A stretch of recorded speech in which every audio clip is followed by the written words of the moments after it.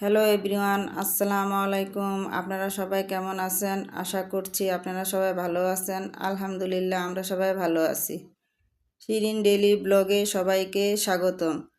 প্রতিদিনের মতো আজও একটি সুন্দর সকাল দিয়ে ভিডিওটি শুরু করছি।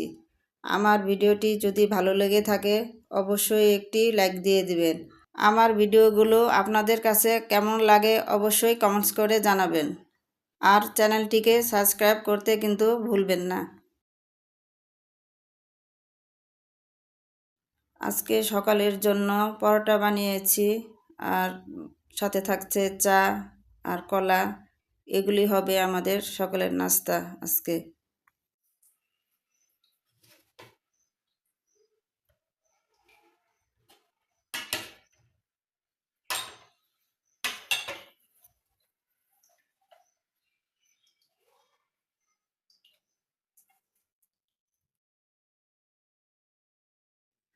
নাস্তা করে নিয়েছি, এখন টেবিলটা গুছিয়ে নিব। টেবিলটা অগোছানো থাকলে আমার কাছে ভালো লাগে না। যে কোনো জিনিস পরিপাটি করে থাকলে ভালো লাগে, তাই সবসময় চেষ্টা করি সব কিছু গুছিয়ে রাখার জন্য। টেবিলটা গোছানো হয়ে গেলে আমার ঘরে যে গাছটা আছে ওটাকে একটু রোদ্রে দেব। আর কদিন হয়েছে ওই গাছটাতে পানি দেওয়া হয় না, একটু পানি দিয়ে দেখি একটু পরিচর্যা করে দেব।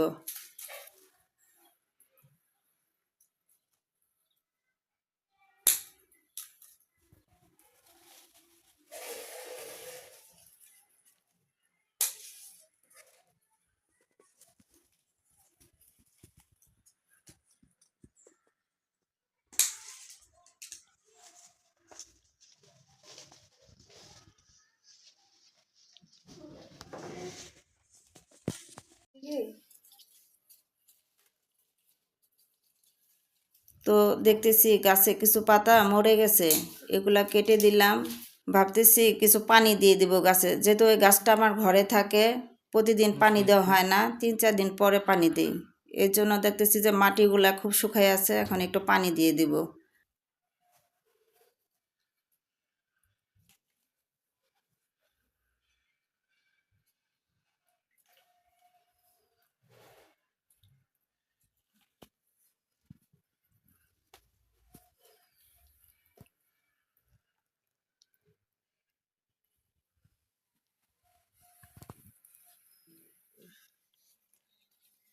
গাছে পানি দেওয়ার সময় দেখলাম যে গাছের পাতার মধ্যে একটু ধুলা পড়ছে, যার জন্য ভাবলাম গাছটা মুছে দেই। অবশ্য আমি কিছুদিন পর পরই গাছের পাতাগুলো মুছে দেই। মুছে দিলে গাছগুলোর পাতাগুলো দেখতে খুব ভালো লাগে। আর আমার এই জানালা দিয়ে অনেক রোদ আসে, যে রোদে দিয়ে রাখছি, মনে হইতেছে যে চিকচিক করতেছে পাতাগুলা, দেখতে খুব ভালো লাগছে। আসলে গাছ আমার ভালো লাগে, তাই আমি চেষ্টা করি আমার ঘরে কিছু গাছ রাখার জন্য। যেমন একটু সবুজ সবুজ থাকলে চারিদিকে দেখতেও ভালো লাগে। যেমন ধরনের গাছই হোক, সেটা হোক মানি প্লান্ট বা যে কোনো পাতাবাহার বা ফুল গাছ, আমি সবসময় চেষ্টা করি আমার ঘরে কিছু গাছ রাখার জন্য। কিন্তু আমার ছিল অনেকগুলা গাছ, ছিল প্রায় 14-15টার মতো গাছ ছিল। আমি কিছুদিন অসুস্থ ছিলাম, এই জন্য গাছগুলো নষ্ট হয়ে গেছে। আমার বিগত ভিডিওগুলোতে আপনারা শুনছেন যে আমি অসুস্থ ছিলাম, এই জন্য আমি গাছগুলো নষ্ট হয়ে গেছে, পরিচর্যা করতে পারিনি। তো আশা করি সামনে আর কিছু গাছ আমি আনবো। সবাই আমার জন্য দোয়া করবেন, আমি যেন সুস্থ থাকতে পারি আর যেন অসুস্থ না হই, আর যেন আপনাদের সাথে ভালো ভালো ভিডিও শেয়ার করতে পারি। যেহেতু শীতকাল, আজ সকাল সকাল কাপড় ধুয়ে নিয়ে আসছি ছাদে রোদ্রে দেওয়ার জন্য। যেহেতু বেলা ছোট, তাড়াতাড়ি ধুয়ে না দিলে শুকাতে চায় না। এখন আমি কিছু শাক উঠায় নিয়ে যাব। দেখেন আমার পুদিনা পাতা গাছটা এত সুন্দর হয়েছে দেখতে। আমি এই পুদিনা পাতা দিয়ে প্রায় অনেক কিছু করে খাই, চার মধ্যে দিই, তারপর শরবত করি। মাশাল্লাহ, আমার ডাঁটা শাকগুলা অনেক বড় হয়েছে। তো আজ কিছু শাক আমি উঠাই নিয়ে যাব দুপুরে রান্না করার জন্য। আজকে মাছ দিয়ে রান্না করব।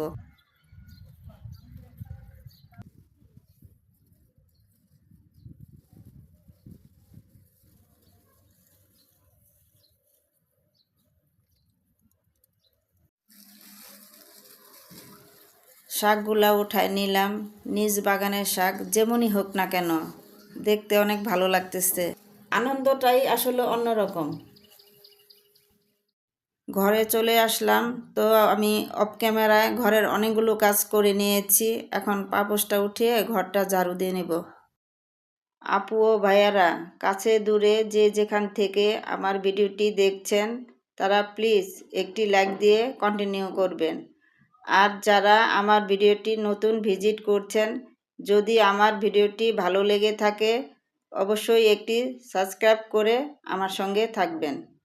আর যারা অলরেডি একটি লাইক দিয়েছেন তাদেরকে জানাই অসংখ্য ধন্যবাদ।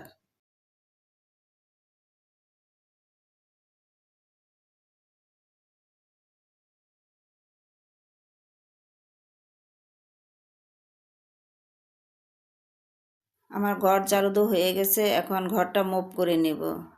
তো আজকে বিকেলে একটু বাইরে যাব, অনেক দিন হয়েছে বিকেলে বাইরে যাওয়া হয় না। তা আপনাদের ভাইয়া বলতেছে চলো একটু ঘুরে আসি।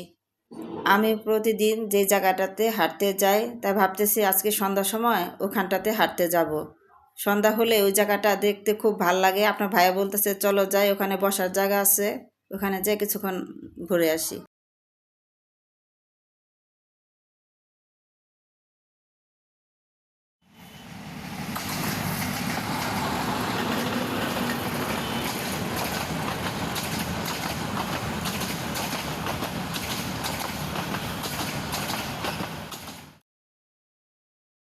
তো চলে আসলাম আপনাদের ভাইয়াকে নিয়ে।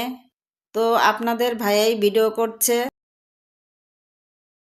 হেঁটে হেঁটে যাচ্ছি, এক কাজে দুই কাজ, হাঁটাও হচ্ছে ঘোরাও হচ্ছে। কথা বলতে বলতে চলে আসলাম। তো সন্ধ্যা হলে দেখা যায় এখানে অনেক মানুষ আসে, ছোট ছোট বাচ্চারাও দেখি খেলাধুলা করে।